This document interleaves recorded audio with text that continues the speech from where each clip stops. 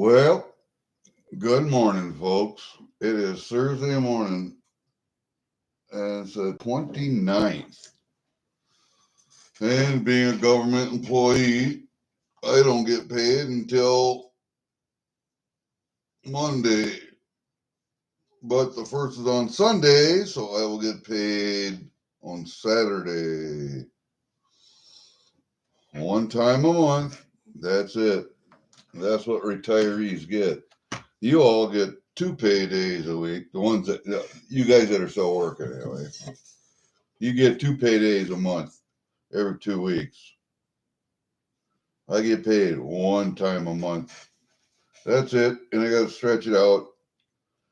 So when we're looking at auctions, so I had Miss Farmer's last auction. Was it Wednesday? I didn't make Durbin's, but I missed Farmer's. I just knew that I would probably try and buy too much. So, thumbnail today is Pfieffer, the Pitbull. Well, she's half Pitbull and half American Staffordshire Terrier, but she's just one of the bully breeds. She's a terrier, just a big terrier, a 65-pound terrier that doesn't like strange people, but that's who she is. And I'm babysitting this week because my daughter and her boyfriend are taking a motorcycle trip. I think it was North Carolina and then over to Oklahoma, someplace over to the southeast, and then they're going to Oklahoma and then coming back home. So they're riding, getting the bikes out. What are you doing over there? Huh? Just rubbing around on your back on the ground? Do you want to say hi to people? Do you want to say hi to people? Hey, can you talk? Can you talk? Can you say something? Well, say something. Say something, you. Say something, you. You're always talkative, and now you don't want to be. Huh? Now you're talkative. Oh, yeah, get that squeaker. Get that squeaker. Can I have it? Can I have it? Oh, come on, you. Give me the squeaker. Give me a squeaker. Can I have it? All right. All right. You play with it. Yeah, she's in a playing mood right now. But I just got off of Truss. What are you doing? Huh? What are you doing? Whoa, whoa, whoa. Now you're talking to. Well, I don't have a camera on you. Now you're talking to. Oh, what? Oh, what? One thing I found about pit bulls, what do I have on my shirt? Some kind of food that I miss with my beard. See, that's what, a beard is. It's a food tray for dogs. It looks like I missed my beard right there. Had this wonderful, well, I had some hamburger, deer burger I had to use up last night. And so my wife made it was kind of a stew. Had 3 beans and corn, had butter beans and a couple other beans in her, pinto beans and something else. And deer burger and tomato sauce. It was pretty good, as you can tell. But I got to go dump apples. I looked out of my pickup. I went and cut wood yesterday down in the timber. I had a couple trees blocking driveways through the timber, so I had to cut that. And so I got a pickup load up. Cut timber I got to unload today. And I see my wife picked up apples, and she's got a whole load of apples for me to take down and feed the deer. And I won't be able to get down there because it rained like a son of a bitch this morning. Thunder, lightning, rained hard. And it rained so hard that the dog would not go outside. And she was whining. She was in bed with me, but she was sitting there whining. And so, well, maybe you got to go to the bathroom. So I took her out at 4:30 this morning. I've been after my wife left for work. Oh, she wasn't going outside. And she didn't have to go to the bathroom. She was just whining because of the thunder. Weren't you? You just whining because of the thunder this morning and the lightning? Yeah. Mom let her outside to go potty before she left to go to work. So I shouldn't have had to worry about that. But I just got done with trusting God's um, live stream. So I figured I better do one. Even though I don't have any packages open, I did that yesterday or the day before. Yesterday we looked at some platinum. So you can go back and check that one out. That was just a hour-long little exploration of some stuff. Well, I got a Durban package too, so I did open that, and I have some slabs brought in. I was gonna sell this little package of platinum. We look at that. What do I got? I think we're 5, 6, 7 or 7 grams short of 2 ounces of platinum here.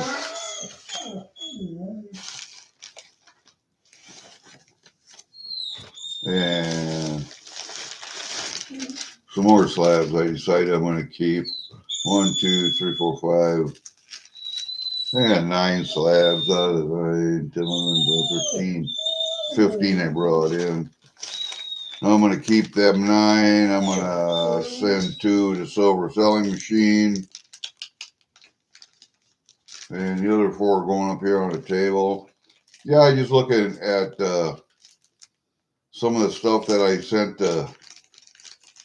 Joe Durbin to give me his honest assessment on whether he thought any of this would be worthy of grading.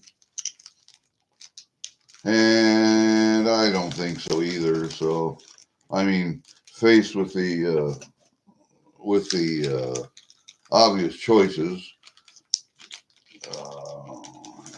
so if you really wanted to get your money's worth, you'd probably have to send it to ANAX because NGC and PCGS cost too much, and that coupled with what you got in the coin probably is not worth having them graded for them. You'll never get your money back. So okay, I respect that.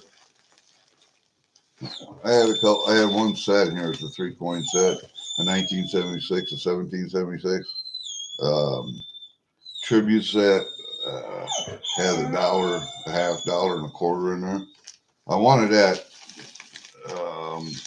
graded as a set, but that's not going to happen. So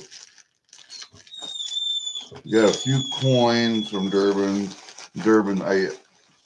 I showed you guys yesterday. I got the nickels and the large cent. And yesterday at the auction, I got 2 more large cents, which I already have those dates, but they were cheap enough, so I got them. And what else did I get? 2 nickels. And there was a 50-cent piece there I did not get. Somebody else wanted that. Canadian now. We're talking Canadian. And there was a Charlottetown, Quebec, another dollar, 80% dollar that nobody wanted. So I got that one. I already have that one, I think. It was a 64. Yeah, 64. And what else did I buy? I think that's about it. I think that's about it yesterday. But these are the 2 there's 2 nickels I got. And I really do like these 925 small nickels that Canada has. Reminds me of the Trimes here. Look at those little guys. Aren't they something? There's a 1902H, and H stands for Heaton, where the mint was at. And there's a 1882, and this one he was going to sell first, but it's got a scratch across the face of the queen on the back. So he just threw this one in with it and sold them both as one. And I got those. I don't mind that scratch so bad. Takes a magnifying glass to see it, but yeah, I like those. I didn't have either one of those years, so I got those two. They got to go out in the safe with the Canadian stuff, but I won't be up Friday. I would like to be at Durban Auction on Friday. I cannot. I had to apologize to Joe and Diane because I won't be there Friday. I have lunch with the boys, the local airborne vets, SF vets, air crew vets, Huey helicopter crew chief, and we have a UH-60 pilot, an 82nd airborne dude, me in the 12th and 10th and 1st Infantry Division, another guy in the 5th and the 12th, and another guy in the 82nd and then the 12th Special Forces. So all of us living real close together here, within 45 minutes of each other. So I got two of the guys that are living within just a mile or two of me. So must be something particular about this area. I'm not real sure. But then we got lunch with the boys. That'll take a couple hours. Okay. So we're at noon to 2 o'clock. I have a concert in Clear Lake, which is we're having lunch. It'd be in a town on the way over to where my concert is. So I'm not going to come home 45 minutes to an hour to come home and then go back a couple hours later. So I got to find something to do in town there or someplace close for 3-4 hours. And then I go over and stand in line for doors to open. And this is a concert at the legendary Surf Ballroom and Museum, where Buddy Holly and the Big Bopper and those guys played their last concert before they made a dirt dart into the ground in an airplane, taken off from the Mesa City Airport. Mesa City, Clear Lake, kind of like twin towns, but they are separated by a few miles. So the Mason City Airport is halfway between Mesa City, Clear Lake, and you can still go out there. You can walk a trail down in the field along the fence line, and there's a marker out there where the plane crashed. You can still go see that. And maybe I'll do a live video doing that one day. I can do a live from there, or I can do a video. Might just do a video and post it. But somebody was telling me I should do a live tomorrow night. I'm going to go see Tommy James and the Shondells.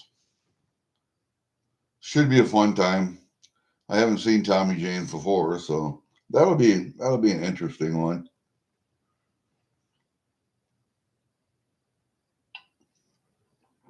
And then the end of September, I'm going to see a makeup concert. Mickey Dolenz of the Monkees, the last surviving monkey. I have to go see him because that's a band from my childhood I have to go see.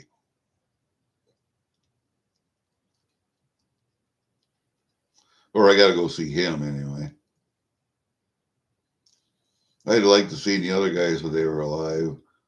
Mike Nesbitt, Peter Torkelson, Davy Jones, Mickey Dolenz. I like to see them all as a group, but that's just the way shit goes. You get older and then you want to go see and do the stuff you wanted to do when you were younger, and now you can't. Well, I can go still go see concerts, so I go whenever I can. I got 2 books full of tickets over here, ticket stubs, and I tried to get guitar picks from every band. It doesn't have to be from a lead guitarist. It could be from a bass or a rhythm. Doesn't matter. But I try to get a pick from every band for my daughter. My youngest daughter is into music quite a little, especially 70s, 80s, 60s, 70s, 80s stuff, even 50s stuff. So, and she's got a phonograph and she buys LPs. And uh, I had like 300 LPs that I sold for like $3 a piece to a record collector. I should have just kept them for her. Had I known, I would have. Oh my God, I got hair on me. Good Lord, I got hair all over. Who gives a shit?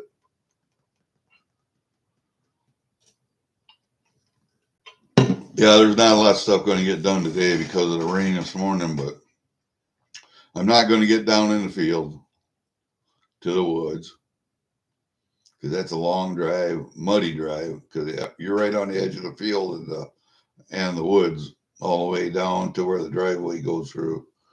And that's about where I dropped my apples, so I am not going to go down there and make tracks in the field. So I'll wait till tomorrow to do that before I go to lunch with the guys. I probably got to go there about 11, take a half hour to get to Dan's house. We'll wait there. We'll go to the, see, he's going to have to drive himself over tomorrow because I want to be spending time in town, or I want to come back to his place and spend some time and then go back over, whatever. So I'll get that figured out tomorrow. But I probably should dump them apples either later this afternoon when it dries out, because we got sun.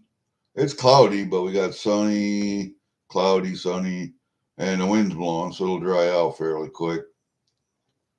Because we needed some water, so the ground will soak it up pretty quick. I don't know about standing. I got to look at the weather forecast for tomorrow and check it out about standing in line. Let me see. Doors open at 8. Tommy James and Shondells. There's not going to be a lot of people there, so probably go stand in line starting at 7. Usually I get up by the door, so I can be one of the first ones in, get over up close to the stage, lean on the barricade. Like I told you, man, I got to be leaning up against that barricade or I got to go sit down. No freestanding for me anymore out in the crowd. I just can't do it. So, yeah, I'll take a little video of the concert tomorrow night. Maybe I'll post some. Actually, I have a lot of video stored on the computer from other concerts. I got George Thorogood on there. I got, oh man, I got Lead on there. I got Jack Russell and Great White. Who else on there? BTO. Oh, I got a bunch of them. I could do a video. I could upload a video pretty easy to the channel. I've only got one video uploaded. That was a checkout dive I did. I got to go make another skydive this summer yet. In September. I have to go up and fill out the waiver and then get on a plane, fall out. I think I'm going to have I'll pay for a videographer this time and do another video. See if we can do some back freak flying. So flying on my back.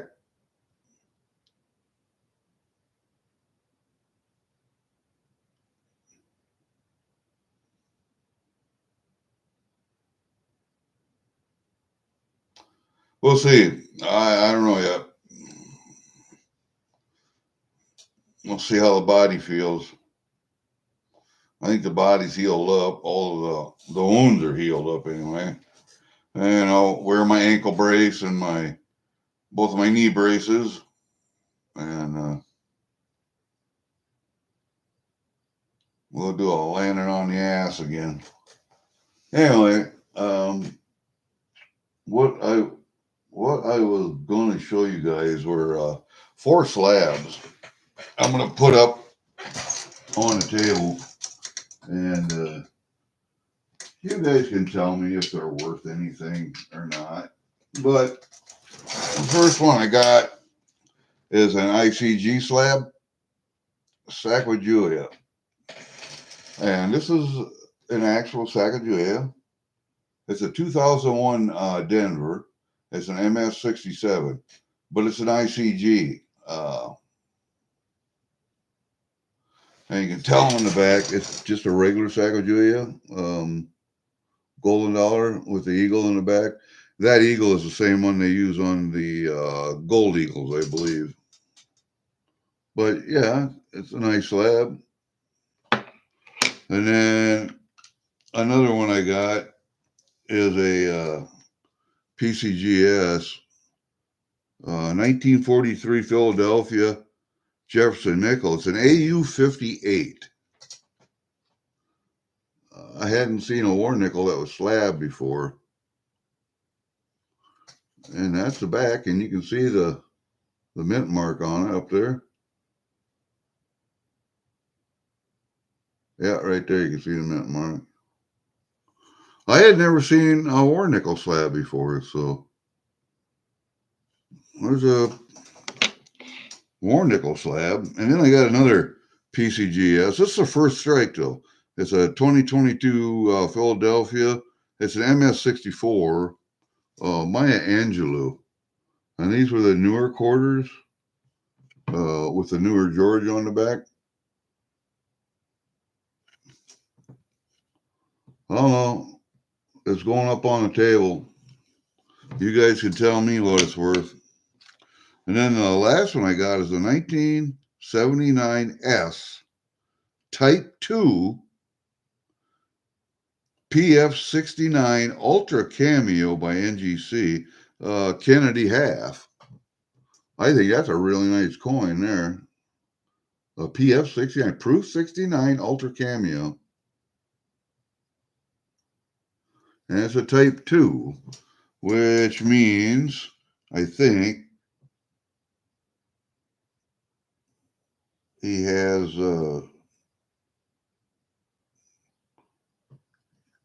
nicer hair or accented hair. I think that's what that means, that Type 2. See the hair up there? I really can't see it on this camera, but it is really accented. So, and that one's going up on the table also. So I got those 4 over there. I did get a beach leaf. That one's going up on the table. I really like those coins, those Germania. That's a really nice series. I think they did.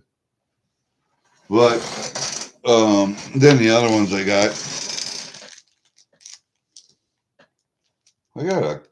got 4 copper rounds. I won on a golf from Durban. But this one is Trump with the baseball cap on. Uh-oh. There we go. Got to get it back up here. I dropped it. That one's going to my brother. He's a Trump dude. He's the Trump dude. Donald J. Trump.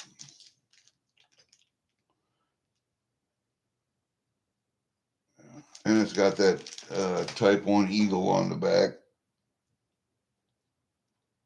So that one's going to my brother. But I got 2 other slabs here. These are going to Silver Selling Machine. These are going to Angela. This one is we're going to do a little trading. A 2001 presidency. Braid uncirculated. It's the first day ceremony. And that's an NGC slab.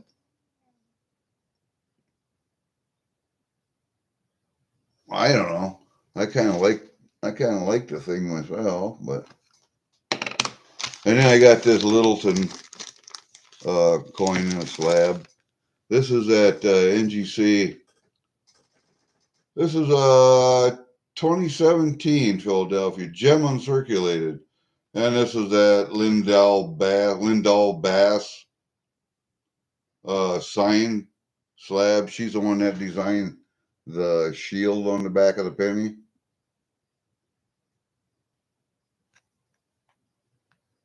It's even got the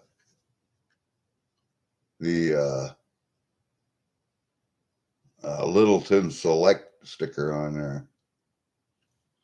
I don't know if that makes any difference or not, but I kind of wonder what did I pay for that. I don't know. I got the envelope for it.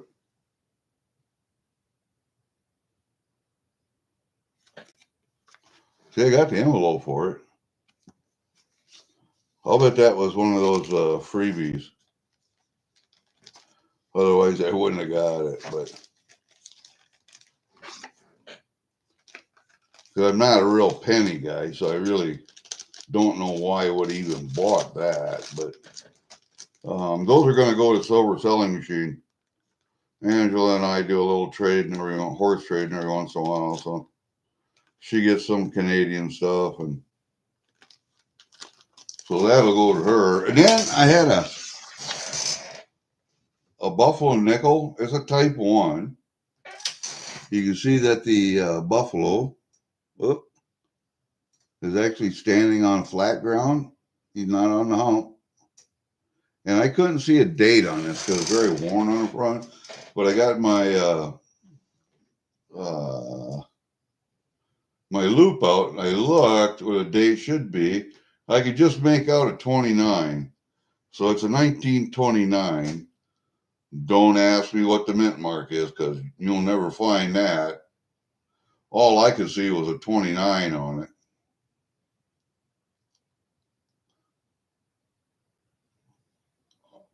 I mean, I'll get the loop out again and take a look, but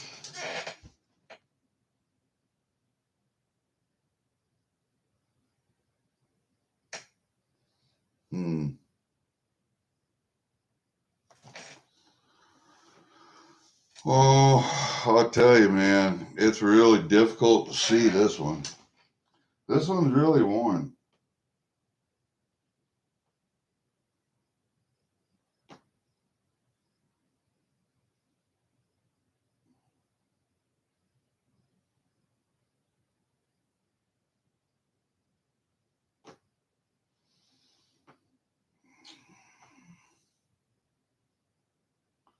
I'm telling you, man, that one is very difficult.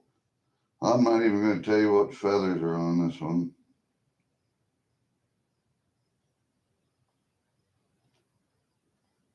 Looks like a two-feather design to me. Yeah, I can make out the 29.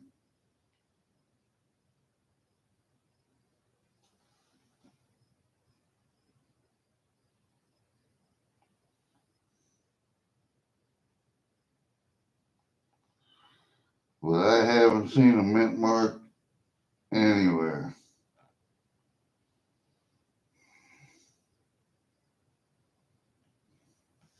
Even a lot of the Liberty is worn off. I can see it, but I don't know what's a 29 Buffalo nickel worth.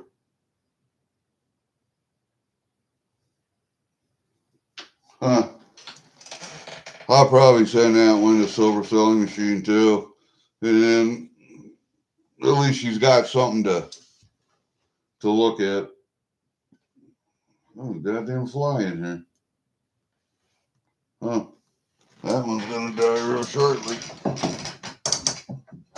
Come here, you. Get out of there. Where are you at? Oh no. Uh-oh. That means somebody's at the door. Hold up a minute. Let's see what we got here. What are you barking at? Let's see. There ain't nobody here, dude. Ain't nobody here. You're good. Oh, that dog. That dog has some exceptional hearing. And my guess is she's barking at the mailman just came. And he's 100 yards away on the road. It's a soft road today after that rain. So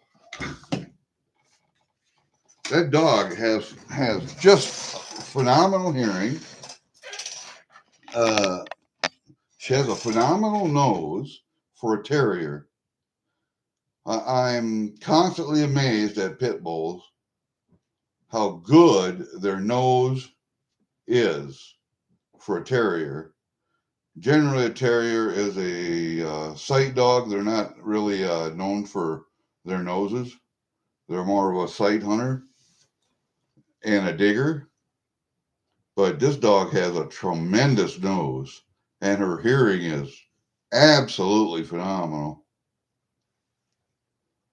My other terrier, when he was alive, and of course he was 10 years old, he would hear that mailman. He wouldn't even raise his head. I don't even think he perked his ears at all. He just didn't care if he did hear him. But I couldn't tell if he heard him or not. And he would kill woodchucks, squirrels, rabbits. I watched him kill rabbits. He'd hunt them just like a fox. He'd stalk them and he'd sit and he'd pounce on them just like a fox would. And woodchucks, you have to get him to see the woodchuck. Once he sees the woodchuck, then he'll kill it. But that was usually a fun time. And then squirrels, he hates squirrels in the yard. He's the one that kept squirrels down in the woods and kept them out of the yard. If they came up here, they lasted at most 2 days and they were gone. Because he would hunt them sons of bitches down. Anyway, don't have him anymore.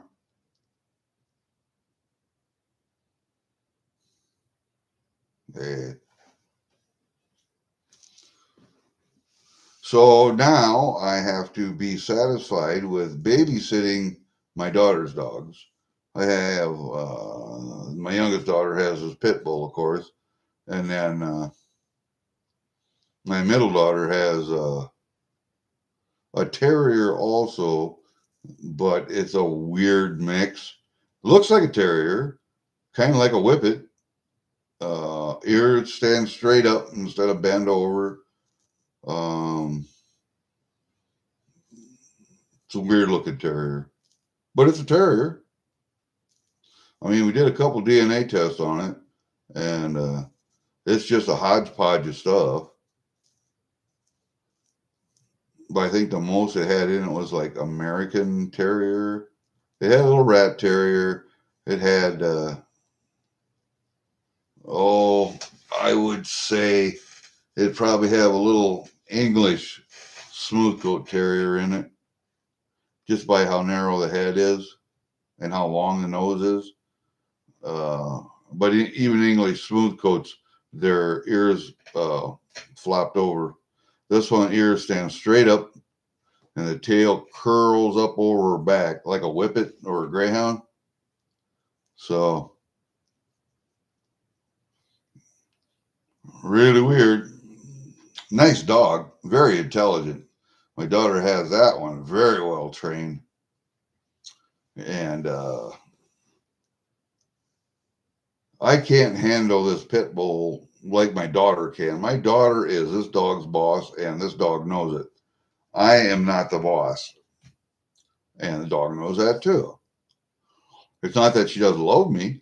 She does. And she sleeps in bed with me every night when she's here. Um, but my daughter can make her mind. I can't make her mind unless I'm giving her treats. That's the difference.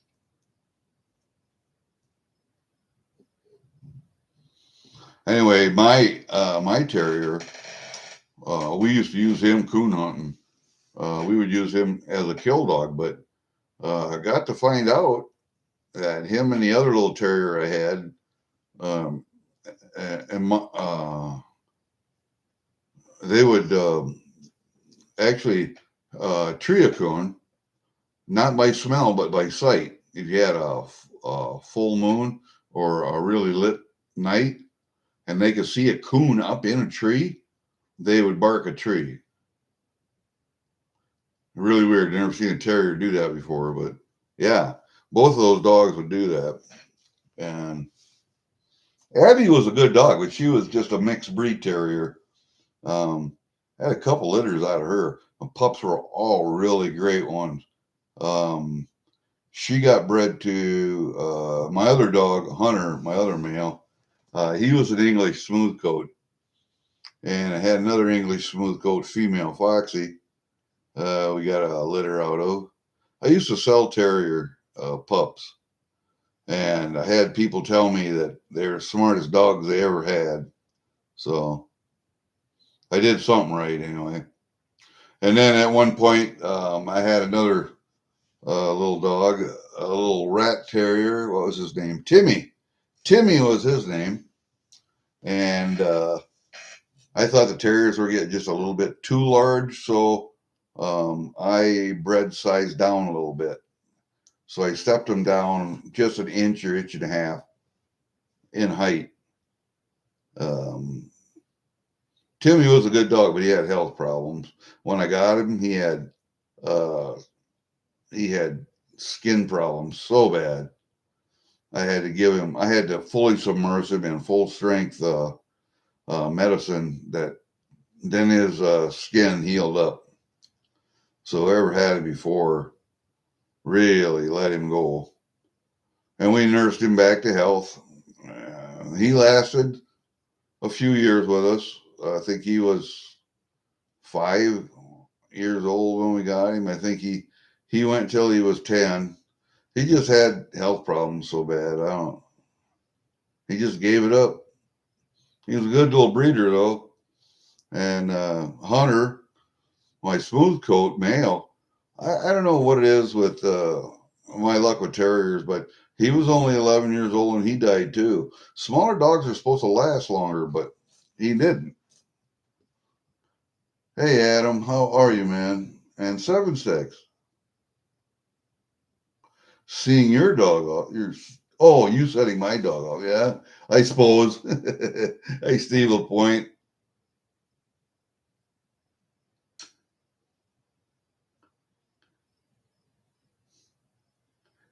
I did get that gift you gifted me. Thank you very much for that, sir. That was very nice. Very nice. Yeah, terriers are weird. Let me see. After Hunter and Abby, I had Timmy in the meantime also, and a couple other females that were breeding for other guys. Um, my last terrier, my last one I had, Ridgeway, he was he had some rat terrier in him, but he was mostly a Feist terrier. If you guys know what a Feist terrier is, kind of like a Patterdale but shorter, not as hot, not as tall. A lot like a Patterdale, but man, that dog was a coon killing machine. He would kill uh, rodents of all kinds, small furry rodents of all kinds. Took him coon hunting, and he made a great little kill dog. And also, I take collar off him and Abby. I would send down holes underneath like foundations where coon were, and Abby would not come out of the hole until the coon was dead. If that coon was alive, she would not come out. So you better make sure you either could dig her out or bust her out of the concrete, or be able to shoot a coon in there. Once the coon was dead and she knew it, then she would come out. Um, Hunter, on the other hand, he would drag that sumbitch out, or he would get around the back of it and drive it out one way or the other. Abby just stood in front of him and barked at him. So I knew how they hunted. So Ridgway never took him coon hunting, but I imagined he was the same way. I got him after I was done coon hunting. I could no longer walk the woods in the daylight, let alone at night, because of my ankle. So I just had to give up coon hunting. And then, coon fur fell in value, but you still have to run the dogs to keep them trained up. So you kill a few coon every year, but I had to give it up because of my physical limitations. So Ridgway never got to go coon hunting, but he got to kill squirrels and woodchucks and rabbits around the yard. So hey, he got that part of his instinct fulfilled. I like terriers. I've always liked terriers since I was a kid. We had As a kid, we had a Cocker Spaniel that our neighbors poisoned. We had a Black Lab, and I don't know what ever became of that dog. We had him for a few years. We had the Cocker Spaniel when my dad was still alive, so I was very young. That'd be 1 to 8 years old. So it was in that time frame someplace. And then the Black Lab was after my dad was dead, so that would be from 8 to 10 years old. I don't know where that dog went to. I have no clue. But my grandpa on my dad's side, he always had rat terriers around the farm to take care of the rat and mouse problem because he ran a dairy farm for a long time. And then when he quit, and he farmed 160 acres. So when he quit farming and milking, he started raising horses. And us boys would go out and break ponies. God, I hate Shetland ponies. But we rode all kinds of horses and ponies. And we broke them to ride and drive, um, either singles or doubles. We never went to a 4-horse team, always doubles with the ponies, either on little 2-wheel carts, a little 4-wheel wagon, very little one, and chariots, 1-horse chariots. We made out of 50-gallon barrels and an axle with a couple of wheels. Yep, that was a fun time. Until you get stomped on by a goddamn horse, get bucked off and stomped on. I broke more ponies in my time, and that's why I don't have a horse to this day. I like riding a horse, but I hate ponies. Hate them with a passion. We had 2 of them up on the farm after my mom got remarried. My stepdad, we got a couple ponies. We had 1 pony, and then she had a colt, so we had 2. He also had white-tailed deer, sika and fallow deer. He had, what are those little birds? Not an ostrich, but or the stupid birds. They're like a small ostrich. Anyway, they're just dumber, and they got a brain about the size of a marble. They're attracted to shiny stuff. They'd always be picking at your watch all the time. I'm trying to think of what the name of that bird is. I can't think of it right now. Emu, that's it. Yeah, he had one of them fucking things. Stepdad always had animals of some kind or another. I don't know. I took after him. I've had, peafowl, turkeys, geese, ducks. What else have we had? Goats. Jesus, man. Dogs, cats. Oh, my oldest daughter's got 2 cats, 2 or 3. She doesn't have a dog, so she lives in Philadelphia. Her backyard is not really that big. It's big enough, but it's not really that big. But she's got houses on either side of her, real close. So they have a very tiny front yard and a bigger backyard. The house is nice, don't get me wrong, and it's a decent part of town. Not very far from the historic district down there. But yeah, she's got cats. So I have a cat now. Before my dog died, this cat, or before my dog was killed, this cat, I was out in my shop one winter and I had my door open for some reason because I was going out or coming in or something. I was sitting there and this young cat just wandered in the door. And you could tell it's about a year and a half old or so. Anyway, it came wandering in. It looked like it'd been outside, you know. I was just looking for a place to go that was warm. And I had some deer liver. Yeah, I had deer liver in the freezer, in the refrigerator of my shop there, and the freezer up on top. Because that's when I was still drinking, so it was full of beer. And I took that liver out of the freezer and I gave it to the cat, and she sat there, and as it thawed out, she ate and ate. And so I put a bowl in there for her with cat food and water. I put a damn tray with cat litter in it so she could crap. And I keep the shop warm because I have a butchering room attached, so I need to keep it warm in there to keep the water from freezing.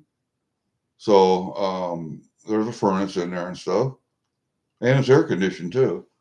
So I just left her in there, and I'd go down every morning, check on her, and I got her tamed down so she'd sit on my lap. And that spring, she got pregnant, so I could tell she's right at 2 years old. Took her to the vet that spring, had her all checked over, got her shots. She's pregnant. I said, well, take care of that. I don't need any kittens, and I want her fixed. So we got that done, and that cat can stay in the shop. She can stay in the garage. She's been in the house. I've had the litter box in here, out there. She's not afraid of dogs. I could tell she was raised around dogs at some point in her life. And it's not a good thing when I have the Pitbull here because she's not afraid of the Pitbull. And the Pitbull don't like cats. The Pitbull has killed 2 of my cats so far. And I have more money invested in this cat than I have in any other cat. So I have to keep them apart. The cat's in the garage. The dog's in the house. Has to be, when I let it outside, it has to be on a chain or cable. And the cat just stays on the outside of the perimeter of the dog, and the dog is sitting there growling and barking and wants to eat that cat. It wants to eat that cat. It wants to shake it so bad, but the cat doesn't care. And I sometimes think, if I left them two together, like in the house, if the dog knew that the cat belonged in the house, it was the cat's house and not the pit bull's house, I almost think they might get along, but I don't know. I'm not going to try it. I got too much money invested in that cat. So it's not going to happen.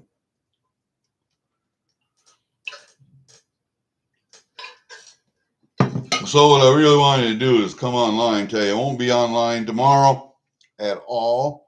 Even if I get a package today, even if I get packages tomorrow, because I got lunch with the boys, and then I got to waste some time in Mason City.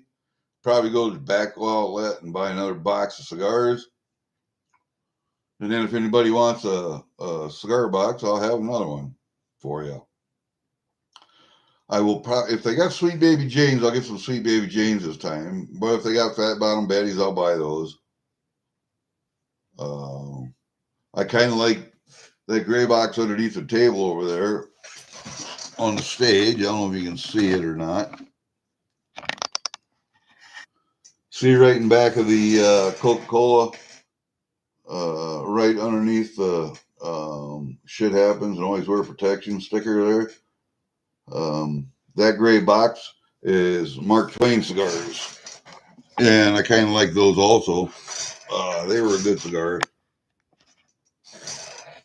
I also like Gurkhas, so I may get another sampler pack of Gurkhas. I think there's like 8 cigars in that sampler pack, and they're really good.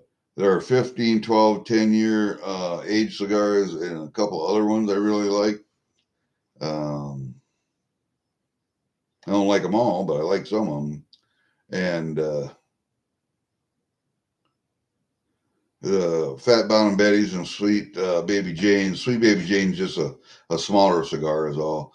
They're kind of like a Swisher Sweet, but not really. You'll have a sweet taste to them the first couple of puffs, and then after that, it's a regular cigar. But they're a 45-minute to an hour cigar. This sweet or Fat Bottom Betties. The Sweet Baby Janes are like a 15-minute to 25-minute cigar. They're that small. And I like them both. They're very good. Deadwood Tobacco Company makes a pretty good product. If you can call tobacco ingestion a good product. I don't know. I'm 68. I don't care. I did have to quit drinking, though. You're not going to make me quit smoking cigars. It's just not happening. All right. Well, I don't know. Yeah, turkeys. Had turkeys like that stupid thing back there. I've had them colorless white ones, speckled ones. Yeah, we raised turkeys for a few years.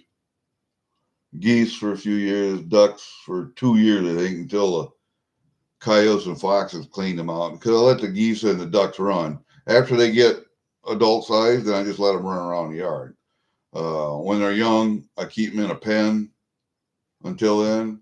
Oh, we've had chickens, all kinds of chickens, guineas.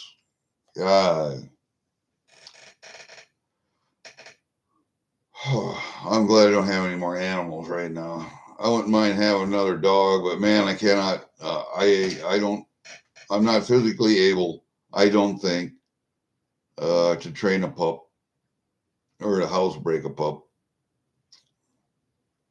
I don't know if I could deal with pee pads and getting up every 2-3 hours, letting them out of the house. If I got another dog, I think I'd go to the pound and get a 3 or 4-year-old terrier or a pit bull, one or the other, whichever one I came across first. That liked me, and I liked it, and that was already housebroken. And all you have to do is just learn their signals after that, and because they'll tell you when they have to go to the bathroom. I babysit the neighbor's dog. It's a golden doodle. Dumbest goddamn dog I've ever had the unfortunate experience of dealing with. But that dog will just come over and look at you. It'll stare at you when it has to go to the bathroom. It won't bark. It won't whine. It won't do anything. It'll just come over and stare at you. And you better know that, because we've had 2 accidents in the house when I babysat that dog. But they've both been on a rug, so it's not a big deal. You can always wash a rug. Can't wash a carpet. Which dog was it that would always piss in the corner of my carpet over here? My babysat another dog that did that all the time. And we had to, you get the spray out, you have to soak down the carpet and sponge it up and make sure dog can't smell and pee there anymore or whatever. This pit bull would go down in the basement and would shit on a rug down there and then come back up. Because what she was doing was marking her territory. When I had my dog here, she knew that it was his house. Okay, so they got along great together. Even the size, if they were rough tumble on the carpet, play fight and whatever, but he would play bow and she would play bow, and they were good together. They were good. Now, my middle daughter, when she brings her other terrier over here, Pitbull doesn't like that dog because that Pitbull knows that this house is not that dog's house. That dog does not own this house. And so they don't get along very well. So, and a lot of that stemmed from when my middle daughter's terrier was a puppy, and she tried to introduce it to the pit bull. And you know how a puppy is, jumping up and down on dog and wants to play fight and all that, you know. And the pit bull wasn't having none of it. And so just gave her a nip and told her to quit. And she wouldn't, so got a little rougher. So I had to separate them. And then now that the dog is older and doesn't want to play as much anymore, just wants to sniff and whatever, the pit bull remembers that and still doesn't like that dog. We'll give it a nip. Doesn't like it. So this pit bull is very untrusting of other dogs and strange people. Now, there, where my daughter lives, she takes her to a dog park, and there are certain dogs that pit bull gets along with. Fine, they play. The neighbor down the street has a couple dogs that get loose and run up to my daughters, and they play, you know. But this pit bull doesn't like strange people. I mean, my brother comes over and sits down and we talk. Hey, Papa, she came up with bark and growl, and the hair on the middle of her back stands up from head to tail. And I don't know, he looked at the dog wrong or something one day, made a wrong move. She got him right on the thigh. He said it took him 6 weeks, 6 weeks to heal up. Well, don't be a dumbass. I told you, don't come in the house. You hear that dog barking. When you come to the door, don't come in until I put the dog outside. So that was his fault. But all dogs have idiosyncrasies, you know. Like Hunter, I had him on a chain. He had a 10-foot chain and would slide up and down a cable. It was staked at either end. And so he had, oh my God, 10, 20 foot by shit. How long was the cable? 15, 20 foot long. And he could run back and forth and whatever, but that was his area. And if you got in that area, and strange people especially, I told him, when you go in his area where he can reach you, he's good when you're facing him. When you're facing him, he's good. Docile, you pet him, whatever, if he comes over. But don't turn around and walk away from him. He will nab you right in the calf every time. He got 2 of my brothers, my stepdad, a neighbor. I said, it's your own fault, man. I told you what to do. You back away from the dog until you're outside of his area that he can reach you, and then you turn around. Always face the dog. That was his little idiosyncrasy because that was his little domain right there. And he protected it. That's simple. And as the dog gets older, their idiosyncrasies come out a little bit more, but that was his thing. So not a big deal. No, this pit bull, she got me up at 4 o'clock this morning. 4:30. My wife left to go to work probably right about 4:30. She was gone when the dog woke me up. So it had to be about 4:45, maybe, something like that. So she left at 4:30. She lets the dog out to go to the bathroom when she leaves, but if it was raining, I'm sure she didn't. Anyway, the dog come back into my bedroom and was whining and whatever. I woke up because I can hear that dog. I can't hear nothing else. Like, yeah, dog whining. And through my bedroom window, I could see it was lightning and thunder. And I thought, well, I'd just go let her outside. So we went out to the mudroom. I was going to open the sliding door and put her out on a chain. Oh, it was raining cats and dogs. The dog looked at that and said, nope, ain't doing it. So she didn't go out. And I thought she had to go to the bathroom. So I put a couple of towels down in there. I couldn't put her in the garage to let her go out there because my cat's in the garage. So there you go. Anyway, so I put a couple towels down as pee pads. I said, you go to the potty out here and you come back in the house. So an hour later, I went back out there. Everything's dry and she's laying on a step. I let her back in the house. And it's until what time? It was probably, I don't know, 9 o'clock. And then she had to go out. But it had quit raining by then and the sun was out. So the thing was, the dog was uncomfortable with lightning and thunder. She was just whining, needed a little reassurance. Didn't realize it at the time. I didn't think she was afraid of lightning and thunder, but evidently she is. So that's what that is, man. You know, I would really like to go back over to the gun case, back over there. And, I got one over there too, but I got that one back there. So, I really like to go over the gun case and show you a few guns, the old historical stuff I got. But YouTube said, no, you can't do that. You can't touch a gun. You know, I had 2 videos taken down. I was actually handling a weapon, and that one got taken down immediately. Then I had another one where I had them laid out on my table, and I was using a pen or pencil like this as a pointer and pointing to the weapons as I was explaining them. And I actually touched a weapon with the pointer, and that one got taken down.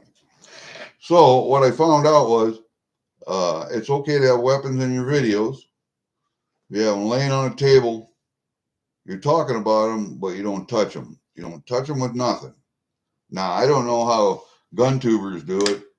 I'm sure they're monetized, and there are different rules for them than there are for us peasants who aren't quote unquote professionals. But I've been handling guns since I was 5 years old, so fuck you too.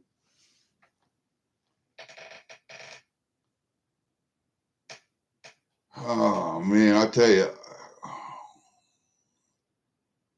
it's a stupid ass world we live in, and it's going to get stupider as we get closer to November. All I gotta say is you guys better go out and vote, because I think this is probably one of the most important elections I think we've ever had. You know, we said this back before Bill Clinton was elected, and we damn sure said it before Obama. But this one, and because we've gone down that road, and I'm not going to leave Bush out of this either. He was just the same. And who was president before him? Haven't had a good president since Reagan, and even Reagan was a dick. I mean, this military-industrial complex is started 50 years ago, after World War II, during World War II. And I'm telling you, every president since then has been nothing but a warmongering fuck.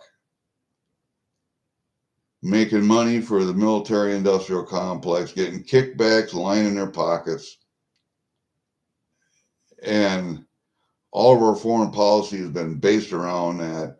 And that foreign policy has kicked us in the ass, created more problems in the world. The Middle East right now, Russia, China, Vietnam, Korea. I mean, these are all problems of our own making, our own doing. And it's all because of the warmongers and the fuckers that want to make money and line their pockets. They don't make enough money doing that, so now they got to fleece the goddamn citizen. Taxing unrealized capital gains. Is that the stupidest fucking idea I ever heard of? How about wage and price controls? It worked really good during Carter, didn't it? It worked fabulously then. Why haven't we used it since then? Because it didn't goddamn work. Jesus, man. There are some common sense things we can do that would straighten out this economy. Yet they refuse to do it because they're making god-awful buttloads of money with the system the way it is. And until we the people fucking change that, it's going to continue. So people are going to have to grow some balls, are going to have to become educated and informed. This, I don't know. I didn't realize. I guess I just never realized. That shit ain't going to cut it in the future. If you want a free country, quit giving away your rights in the name of safety. Quit doing that. You're stupid. Jesus, man. Anymore with the internet everywhere and all of the sources of information at your fingertips. And you got to plow through a lot. I understand that. Take some time. I understand that. Quit watching football. Quit watching basketball. Quit watching professional sports and stupid reality television and the mainstream media. Watch mainstream media if you want a leftist viewpoint. Fine. Compare that against what you're getting from alternative media. I mean, there are very reputable news medias out there, alternative ones on the internet.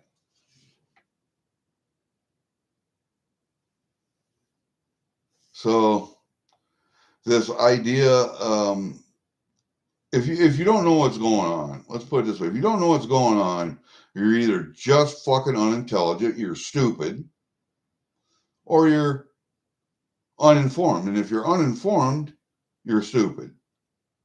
Because you should be informed. Now, there are people who are of lower intelligence that are still allowed to vote that just can't critically think. I mean, it's mentally impossible for them. All right, you might have an excuse. Anybody of average intelligence that's uninformed anymore is just an idiot. Plain and simple, just a goddamn idiot.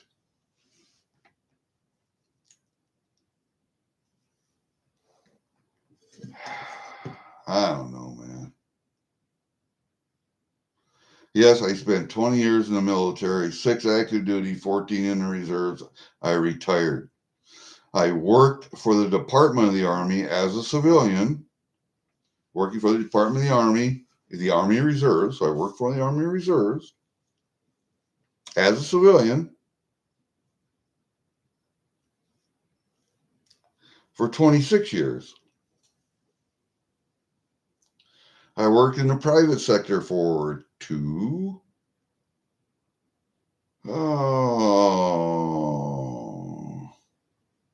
while I was in high school, so about 4 years there. 2 years between stints. There's 6. I worked in the private sector when I got out of active duty and going to college while I was in the reserves. There's another 2 years. There's 8 years. Then when I retired from civil service, I worked for another 10 years. So there's 18 years.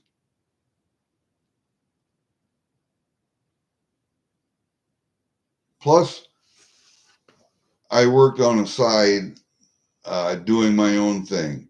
I had a nuisance wildlife removal control company out in Bolingbrook, Illinois, west of Chicago there. For what were we out there, 11 years? Yeah, probably 8 of those years I had that company. That was in addition to working for the Army Reserves. And then when we moved back here to Iowa,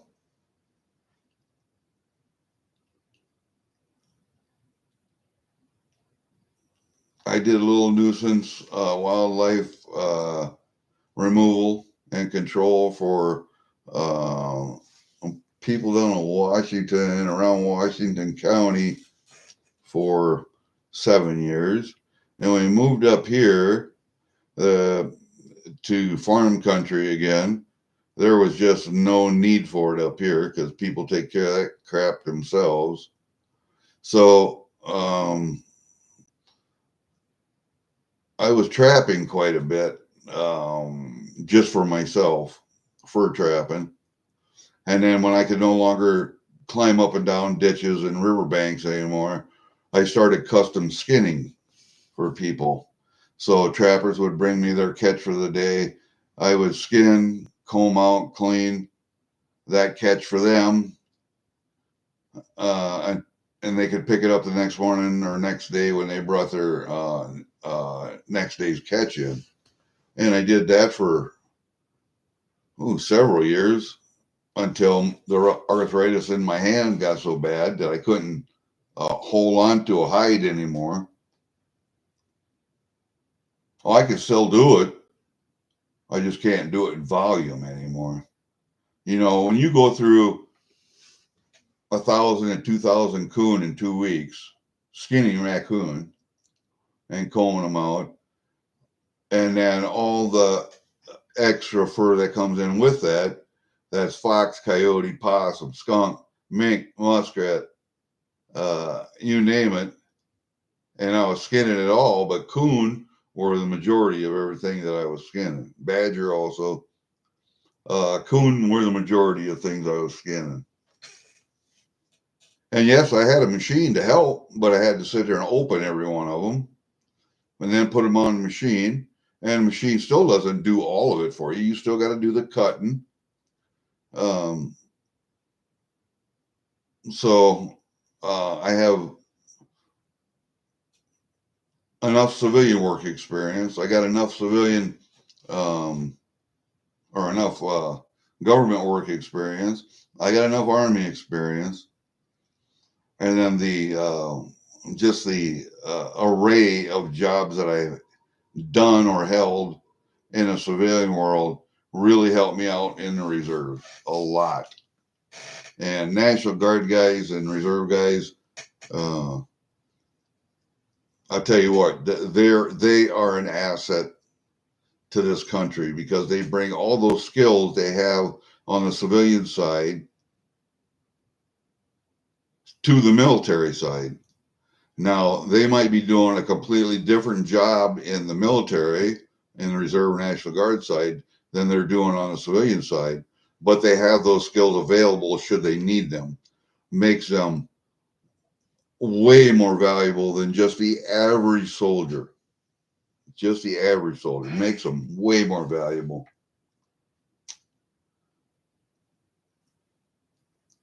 And in my opinion, way back when, it was men, white men, basically, and landowners that could vote.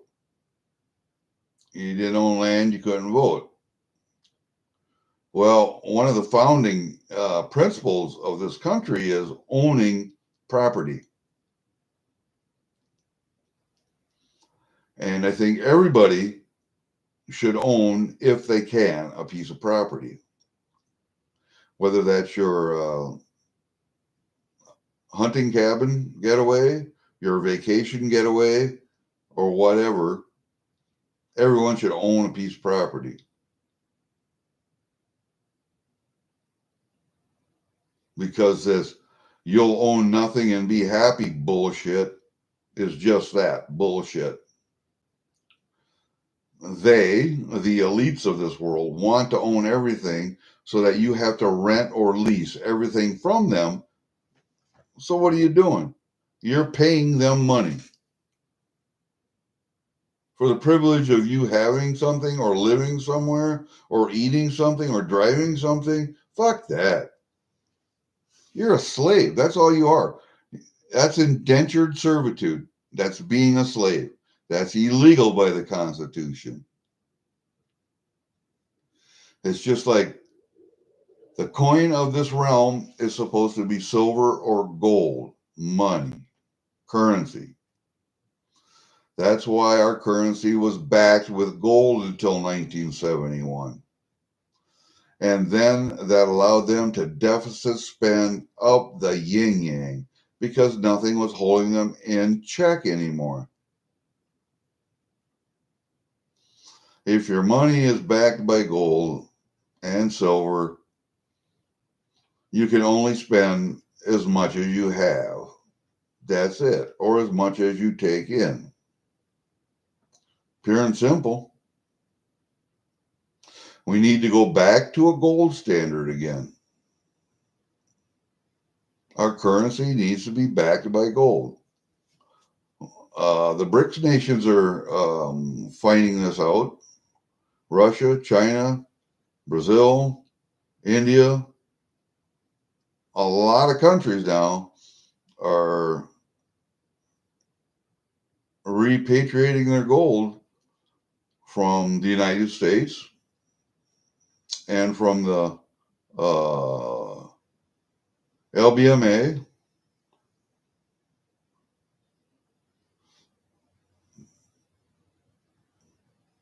And they're taking physical possession of it. You guys, with money in the bank, you don't have any money. What you have are digits on a computer screen, which is exactly what Bitcoin is, digits on a computer screen. I don't trust Bitcoin. In a perfect world, it would probably work, but the world's not perfect. Every government in the world is also considering a CBDC. Well, the BRICS nations are considering a CBDC backed by gold, not necessarily a paper currency or coins, physical coins or paper, but digits on a computer screen. But those digits are backed by gold, which is something else entirely. Our country is trying to implement a CBDC backed by nothing at all. How do I know that? Well, Gary, there's all kinds of gold at Fort Knox. We have 8,000 metric tons or some shit of gold. Really? You seen it lately? I ain't seen it lately. We need a full public accounting of Fort Knox, um, the New York Fed, Kansas City Fed, Philadelphia Fed, all the Fed banks need to come clean and need to be audited for United States gold holdings. The people of this country need to know what we have. And the only thing that keeps our dollar strong is the Bretton Woods Agreement from back in the day when we made the deal with Saudi Arabia. But Saudi Arabia is also joining the BRICS nation, trading oil for their currency. They're not using a dollar anymore. They're bypassing the SWIFT system. So it's coming to a head. Whether it'll be in the next 10, 20 years, I don't know. I don't think it'll take 20 years. I think it'll be a decade or less. A decade or less. And as far as you idiots thinking that the Fed is going to lower the fucking interest rate, yeah, they're going to lower it before the election by maybe 25 to 50 percentage points. That's it. A quarter to a half a percent. What they should be doing is raising it. And I believe after the election, they will raise it.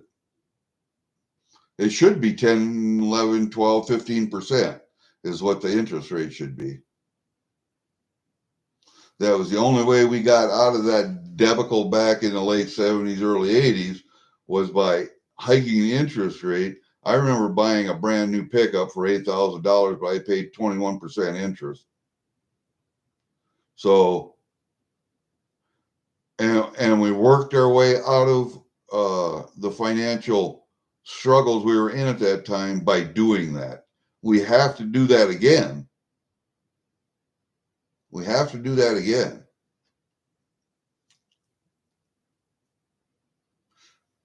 When the GDP to debt ratio is 125%, dude, we got to do something.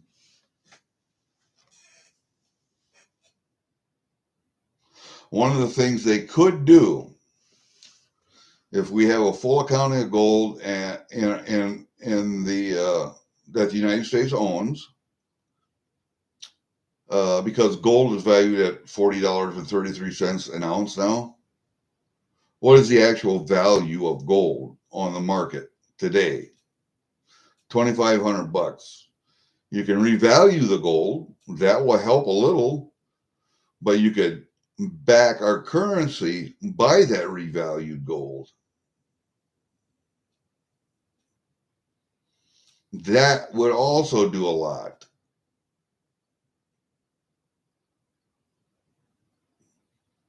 Then to get that debt down, you're going to have to raise interest rates for 5 to 10 years. That debt will magically disappear. You can also, at the same time, you're going to have to rework the Social Security system, Medicare, Medicaid, all of the freebie giveaways, Section 8, Title II, whatever the hell. Quit rewarding people for having children. Penalize them instead. Reward people who don't have children. That the family, the mother and father, or a working parent can support.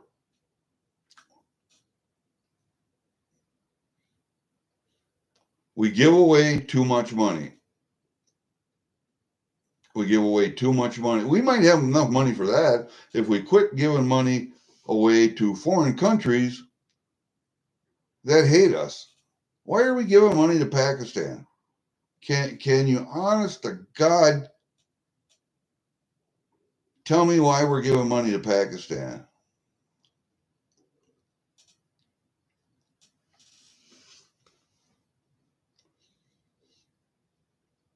Or any of the other small countries, Africa, South America, Southeast Asia, that we're giving money to.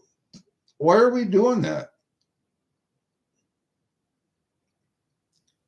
Why are we rebuilding countries after we bombed the living shit out of them and they deserved it?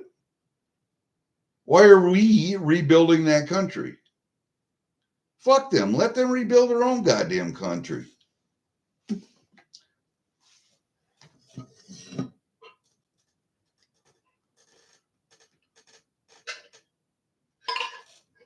What I'm saying to you guys is that there are ways to bring the debt down. There are sensible ways to do it. But we refuse to do it because there are too many people making too much money. And they're the wrong people making the money. It's the rich get richer and the poor get poorer. Just what it is. Seen it during my lifetime. I'm driving a 2010 pickup that I'll probably never, ever have another one ever again unless this one gets in an accident. As long as I don't blow the engine, transmission, I'll be happy. I got a fly that wants to die. Where are you at, you little son of a bitch? Die shortly. Yes, dove season. That is a beautiful town, and I will take a couple things off the wall here for you. That is a 5 bearded turkey.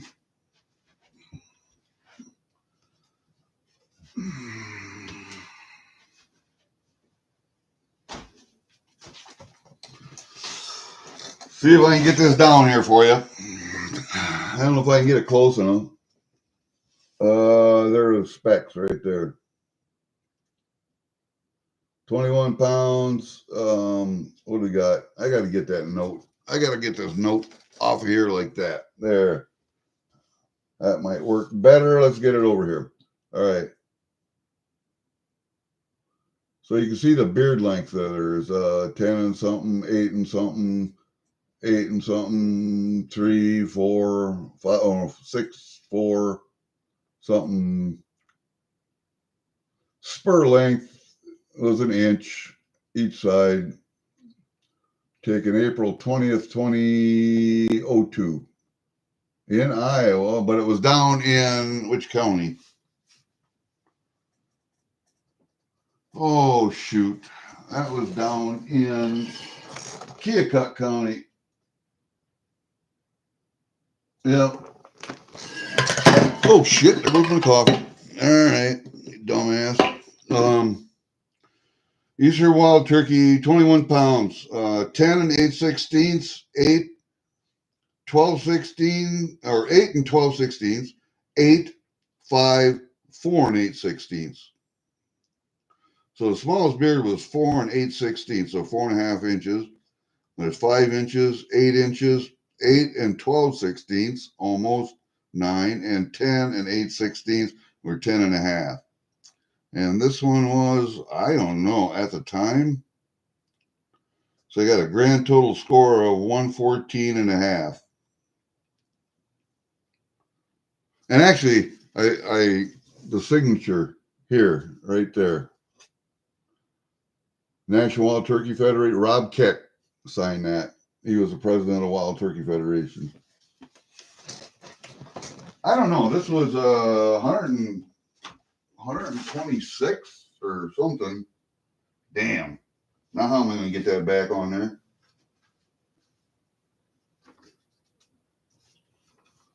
I don't know. We'll see if I can get it up. Yeah, I might be able.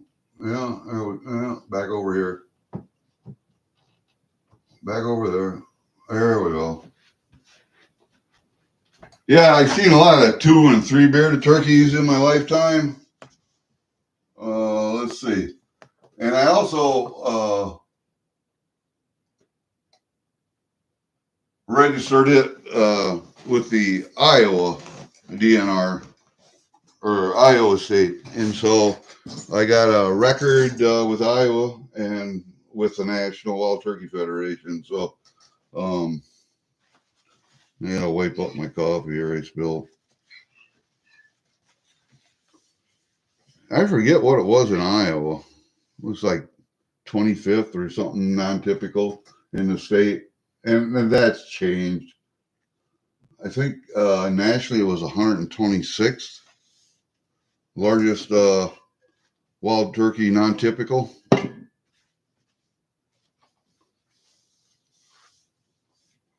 I don't know. Got lucky. That wasn't the biggest one. That wasn't the dominant tom. The dominant tom my buddy shot. Who shot that? Jordan Heck shot that one. Sean Hafley was along with us. He was bow hunting, and he didn't get a shot. Actually, when those two toms came in, Jordan had a shot. He was already drawed back. He just waited for the turkey to turn, so his butt was toward him, and he was going to put an arrow up his ass. And Jordan got a little excited. That was his first time turkey hunting. And he shot, then I shot. And he shot the big one, but he missed it on the first shot, and it took off running and got in the air. It was just flying over top of him. He shot it out of the air like a pheasant. And when I shot, this one hit the ground. So that was kind of fun. That was a fun hunt. Actually, Hastily should have got his first one with a bow, but somebody got a little excited there. I had been turkey hunting a lot. I like turkey hunting. I haven't got one in the last couple of years, but the last one I got, the last exact one I got was over here a couple miles. And you could see him out in the field with his hens. And me and my nephew set up on him a couple of times, and he wouldn't leave those hens. Just would not. We called, we put a decoy out, nothing. So I have a turkey tail, a fan that I have on a stick that I can put in the ground or in a fence. And I saw him out there one day. It was the last day of season. It was like 12 in the afternoon. We got done turkey hunting that morning. I was on my way home and I saw him out there, and he didn't have any hens with him. So I got in the woods, and there's this little lane that cuts along a fence down to, I don't know, a couple, 300 yards from where he was at. So I go all the way down to that fence line, but there's no way I could get around any further to get him. So I took that tail out. I hopped out of the pickup, and I took my gun. I had my vest on, so I had whatever's in my vest pocket. I took my gun and a turkey tail. That's it. No decoys, not a damn thing. And I got down to that fence line. That's about 300 yards from him. I set up in that fence line. I waved that turkey tail high up in the air as far as I could so he could see it. Oh, he saw it. I saw his head come up. And so I just kept waving it, and I could see him turn and come my way. So I just brought it down a little bit lower, and I put it in the fence just like that so he could see it. And I could move it like this. I was laying on my belly with the gun poked through the barbed wire fence. I got that turkey within 5 yards. I blew his head off. I was so freaking excited. I called my nephew, dropped my phone, dropped shit. And my nephew lived a mile away at that time, so he came over and yeah, we got that bad boy. He had got his a few days earlier. I should have had one there too, but he got excited and shot early. And I didn't get one, but I got that one. So that was one of my finer hunts. That one, and I saw one out in the field.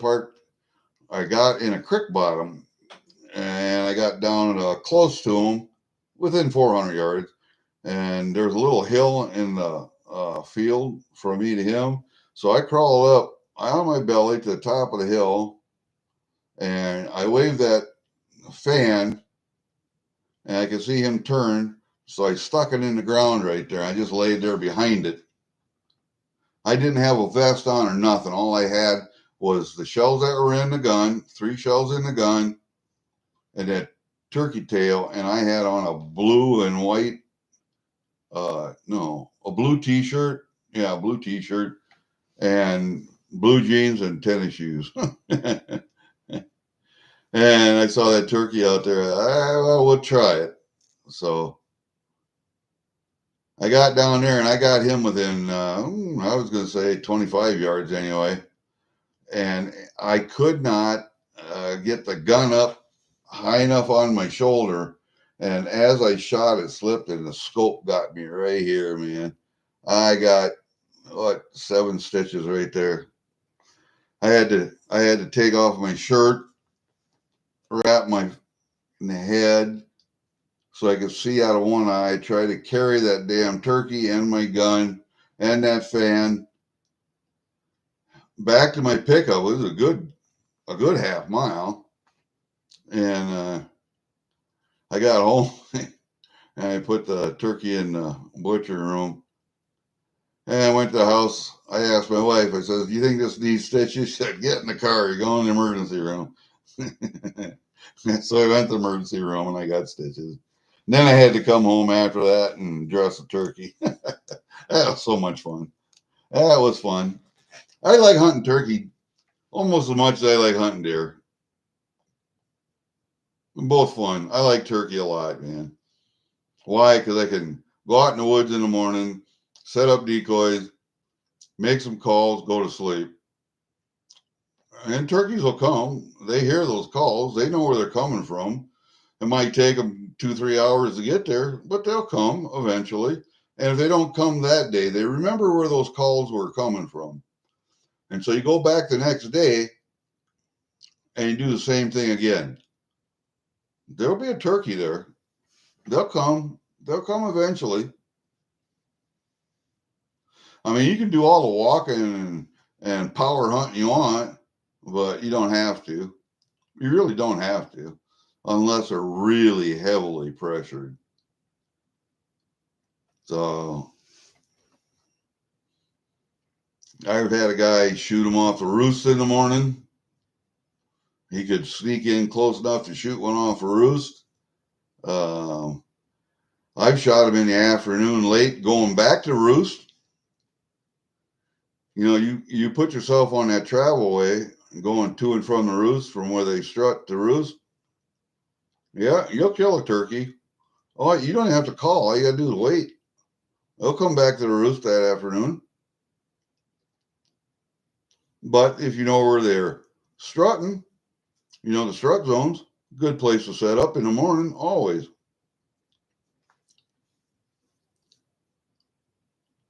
Yeah, I have crawled on my belly. God, you son of a bitch. I've crawled on my belly for more turkeys than I have just sitting, I can tell you that. But, okay, we're at an hour and a half and we ain't got anybody listening. So I'm going to end it here. Yeah, I did enough ranting this morning. And I got to take this stuff out to the shed. This crap and put it back in the safe. Actually, what I'm going to do is I got to inventory it first before I take it out.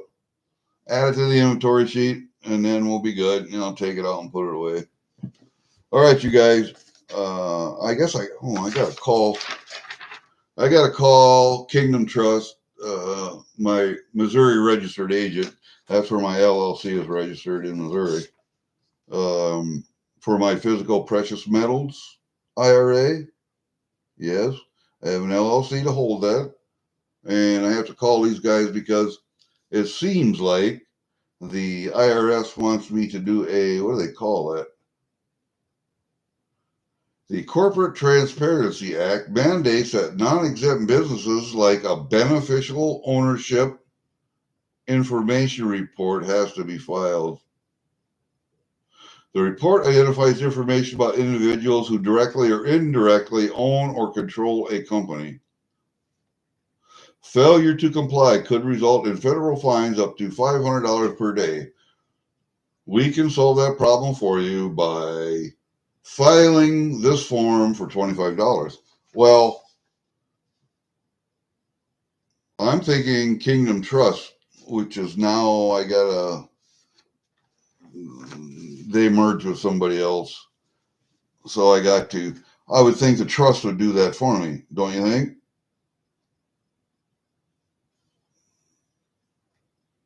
I think so, but they want an extra 25. I don't pay them enough. I pay them $10.41 a fucking month, and then I have to pay them quarterly another couple $100 just in order to have that LLC,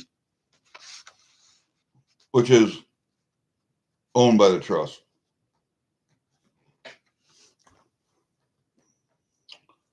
All right, very good. We'll talk to you guys later. As always, live free or die, and remember this November. See ya.